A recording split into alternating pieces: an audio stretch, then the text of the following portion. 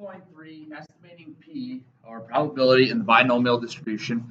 To run through a couple of things from before, remember that the P and the binomial distribution will use the normal curve as a good estimate when you've got a sample size that is large, typically, but that sample size n has to be fixed. It can't change from sample to sample. And then you got the normal curve assumptions where that NP is bigger than 5, so the probability of success times the trials has to be bigger than 5, and then NQ also has to be bigger than 5. Now, anytime you take binomial and you want to approximate binomial, it's going to have to be that. Check those things out, real quick, easy points. All right, a point estimation. So a point estimation for mean was x bar. Our point estimation for P is going to be P hat, and that's just the R favorable over N number of successes. Sorry, N is the total number of trials, R is the number of successes. So in a large survey, 867 out of 1,361 of those polled would say that bottled water tastes better than or would rather drink bottled water over tap water. So your P hat is going to be the 867 divided by the 1,361, or about 0.637. So that means that your Q hat would be 0.363. Okay, point estimate, so one singular number to estimate the population probability. Okay, your margin of error is going to be the magnitude of the difference between the actual P and the point estimate, P hat. Basically the distance to how far off that P hat is from your actual probability. The only reason you got absolute value is because that distance has to be positive, is going to be your margin of error. And now the P hat distribution, you're going to use, instead of mu, P. So we're going to have to take an interval where we got a number smaller than P and bigger than P. And the standard error is going to be your square root of PQ divided by N. Okay? And I believe we've used that square root formula before. We're dealing with sigma because we're using the normal curve as an approximation, not student's t. So when it comes to finding your error and your confidence interval, you're going to use a critical score that's in the Z table along with your P and Q.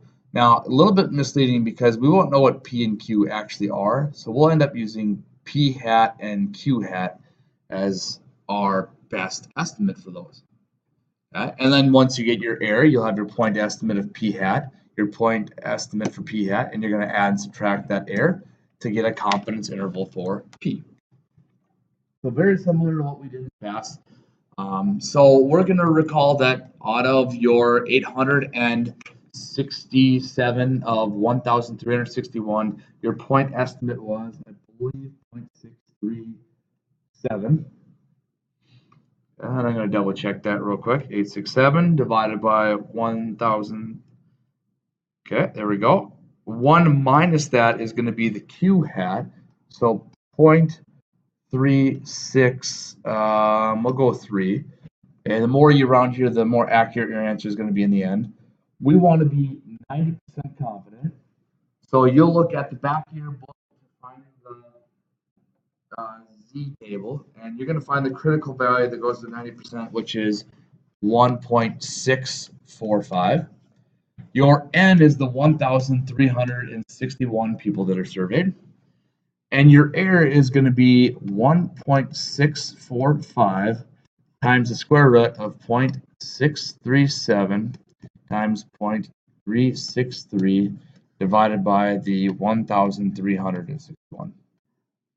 Okay, so what I would do is everything underneath that radical first. So I'll multiply the numerators out, 0.363.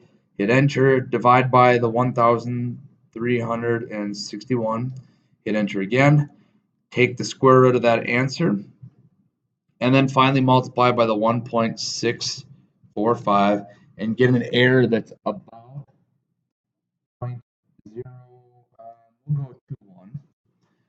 So now your confidence interval is going to be your P hat minus that error, and P hat plus the error. Yeah, so P hat was 0.637 minus the 0.021. Okay, so 0.616, and in class I can show you a couple of tricks to managing your calculator so you don't have to type these in every single time. There's what I get when I add it. So I can say that I'm 90% confident that between 61.6% and 65.8% prefer bottled water over tap water. Yeah. So a percent and a percent. Some giveaways that you're going to go with P hat is that within the actual description of the problem, I wasn't given a mean. Okay, I was given a probability, or trying to say something about a probability. Finally, here, public opinion polls. Here up in 2020, you're probably going to get a bunch of opinion polls on different topics, and at the bottom, you'll see some sort of margin of error. Okay, so when a poll states that the results of a survey, the proportion reported to respond in the designated manner is p hat. So in other words, they're saying you go out, it's your sample population that they're getting, not the entire population. So they're saying that this percent of people believe that underwater basket weaving should be a national sport. Okay, with a plus or minus of some sort of error. Okay, the margin of error for the maximum error is of 95% confidence. So if you see plus or minus 5%, they're giving you 95% confidence interval.